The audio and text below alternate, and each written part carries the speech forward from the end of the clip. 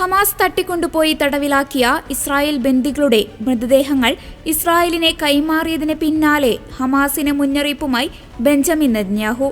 ശ്ലോമോ മൻസൂറി, ഇത്സിക് എൽഗരത്ത്, സാഹി ഇഡാൻ, ഒഹാദ് യഹലോമി എന്നിവരുടെ മൃതദേഹങ്ങളാണ് ഇന്ന് ഇസ്രായേലിനെ കൈമാറിയത്.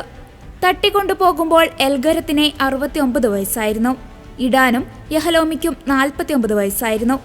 അവരുടെ മരണം ഇസ്രായേൽ പ്രതിരോധ സേന മുമ്പ് പ്രഖ്യാപിച്ചിരുന്നില്ല. ബന്ദികളുടെ രക്തത്തിന് ദൈവം പ്രതികാരം ചോദിക്കുമെന്നും ഇസ്രായേൽ പ്രധാനമന്ത്രി പറഞ്ഞു. ഹമാസ് തടങ്കലിൽ ബന്ദികൾ അനുഭവിച്ച വേദനകൾ എപ്പോഴും ഞങ്ങളുടെ കൂടെയുണ്ടാകും. അതിന് ഹമാസ് വലിയ വില കൊടുക്കേണ്ടി വരുമെന്നും ബെഞ്ചമിൻ നെതന്യാഹു അറിയിച്ചു. കൊല്ലപ്പെട്ട 4 ബന്ദികളുടെ ഭൗതികാവശിഷ്ടങ്ങൾക്ക് പകരമായി 100 കണക്കിന് പലസ്തീൻ തടവുകാരെയാണ് ഇസ്രായേൽ മോചിപ്പിക്കുക.